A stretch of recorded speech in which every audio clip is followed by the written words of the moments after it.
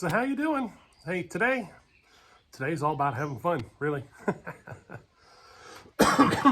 Now, I'm sick, so I feel pretty rough. Um, you know, it is what it is. I'm all stuffed up. I'm coughing. It's you try to lift a leg to do anything, and you're just sweating your butt off one of those kind of days. But I still wanted to have some fun, so that's what we're doing. Now, I'm going to kind of run through a few different things here, and then we're going to get into some cutting.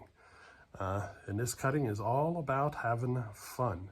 And this is one of the ways I like to have fun, So anyway, I'm gonna give you a real quick update. Dino Joe's saw, the Homelight 550.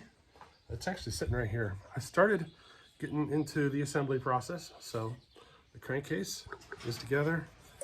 You see this is a JB Weld repair. This is one piece of metal, what it's supposed to be, and it was busted. So basically this bolt was barely holding the bottom piece on. So whenever I took it off, this piece busted off. Like literally, as soon as I started unscrewing it, it just snapped off. So I did a quick JB Weld repair there. Hopefully it holds. It is JB Weld on both sides, so hopefully it holds, you know what I mean? This keeps the sawdust from getting up in underneath. But just a little quick update there. I started working on some of the assembly process, and I'm making some of the repairs as I go. Now, another thing is we're running the Bellhopper built Holtzformer 372 on this video. She's a spicy build. I love the saw. It's everything I could have asked for. And I decided to set it up on a 20-inch bar because that's the way I'm going to be running at Sawfest. So I want to get used to it on a 20-inch bar. But there's another reason. See, I've been doing some videos about different chains, different types, and comparing them to my sharpening and all that stuff. Well, we're going to basically move into this saw for the rest of the videos on that.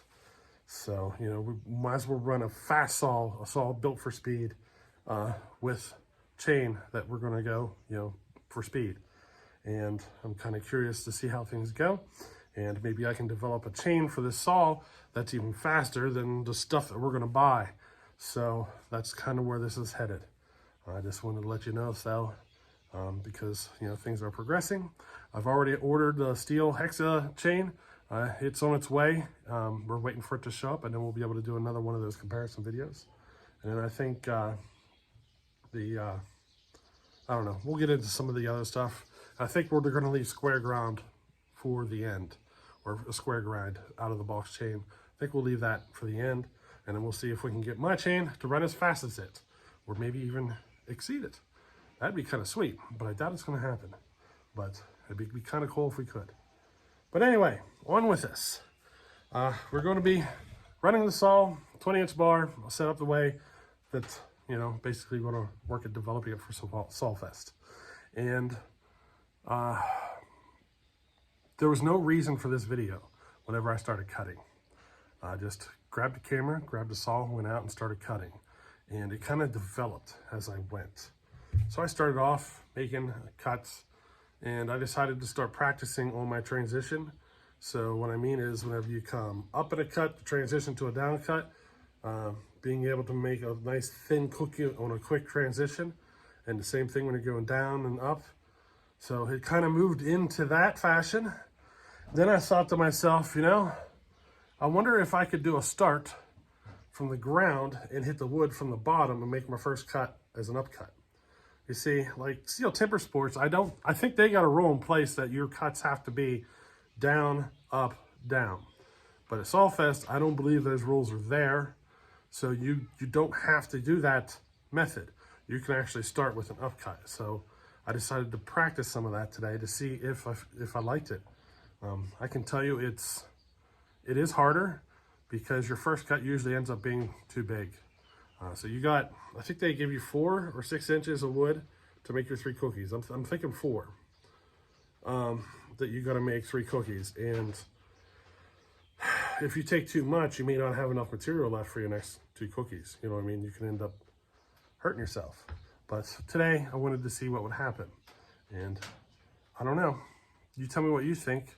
You're going to kind of see this start out at one thing, and you're going to see me kind of develop into practicing starting it from the ground and coming straight into the upcut, and then I'll start going to the 3 cuts and so forth. But yeah, enough of this rambling. On to the cutting video, and you tell me if you got any advice on what I could do better. I know I need to get the wood further off the ground. It's too close to the ground. It hurts my transition on the bottom side, especially because it's just so close to the ground. I think it's supposed to be 16 inches to the bottom of the wood, and I'm only at like 10 or 11 inches. So I should probably get a stand a little taller for that. There's probably some other things, pretty simple things that I could work on improving, like not letting off the trigger in the transition.